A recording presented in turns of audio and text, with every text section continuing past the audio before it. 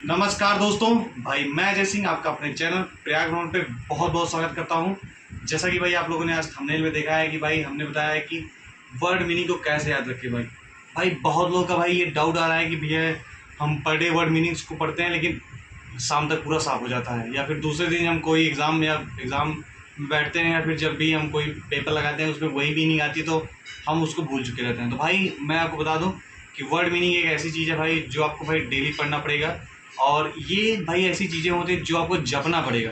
ठीक है, बिना जपे हुए 10 बार पढ़े हुए कोई भी मीनिंग याद नहीं होती, ये तो भाई श्योर है। लेकिन हाँ, कुछ ऐसे तरीके हैं जिसे अगर आप लोग अपनाओगे भाई तो आपको भाई ज़रूर ये मीनिंग्स याद होगी। और भाई जैसा कि आप लोग को पता है एसएससी सीजीएल में या फिर किसी भी एग्ज़ाम में इंग्लिश का जो इस टाइम भाई रोल है बहुत ही ज़्यादा क्रूशियल रोल प्ले कर रही है।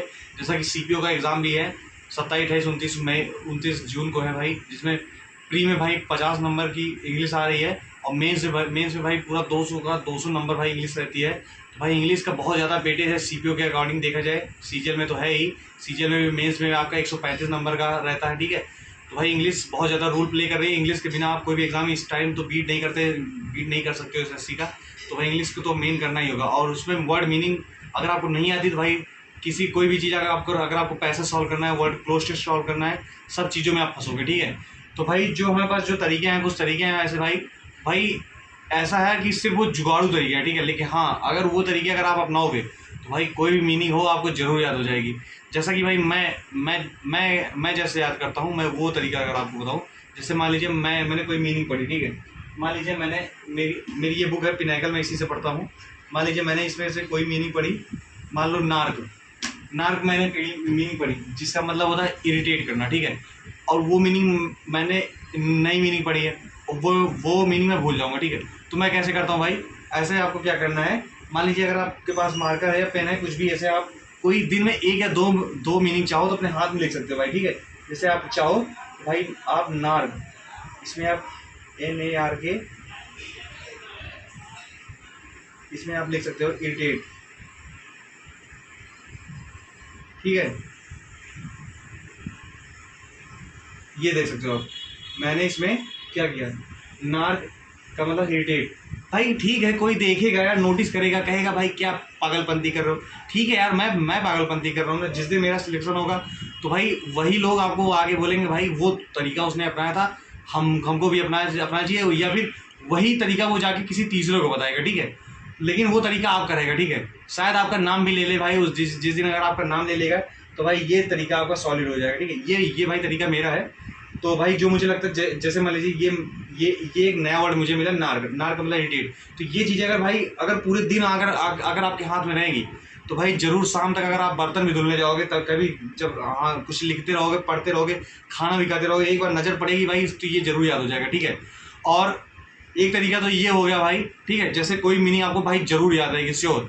और दूसरे तरीके की बात करें भाई तो भाई मेरे फ़ोन में जैसे कोई भी मीनिंग आती है, नई मीनिंग आती है, तो भाई तो मैं अपने फ़ोन में कोई मान लीजिए मेरे से जुड़ा व्यक्ति है जिससे जिससे मेरा डेली में कांटेक्ट चल रहा है। ठीक है, मतलब कि जिससे मेरी लगातार बातें चल रही हैं इस टाइम, मतलब मेरा दोस्त हो गया, मेरे सारे फ्रेंड्स हो गए, मेरे सर हो गए, या मेरे मम्मी पापा हो गए, किसी से भी मेरी मतलब दिन भर में अगर बात होती रहती है तो मैं उनका नंबर उसी मीनिंग से सेव कर लूँगा। ठीक है, मतलब जो उनसे रिलेट कर रही हो मीनिंग, और वो मीनिंग अगर पढ़ते पढ़ते मुझे मिली है तो मैं वो मीनिंग उनके नंबर में, कॉन्टैक्ट नंबर में वही नोट कर लेता हूँ, जैसा कि आप लोग देख भी सकते हो। ठीक है, तो वो क्या होती है, जैसे अगर उनका फ़ोन आएगा तो ठीक है वो मीनिंग मेरे को दिख जाएगी, वो मीनिंग मेरे को याद हो जाएगी। ठीक है, बार बार वो फिर मेरे पापा का अगर नंबर मुझे डायल करना होगा तो वही मीनिंग के नाम से मुझे याद आएगा। ठीक है, तो वो मीनिंग आपको कंठस्थ हो जाएगी भाई, ये चीज़ भूलोगे नहीं भाई।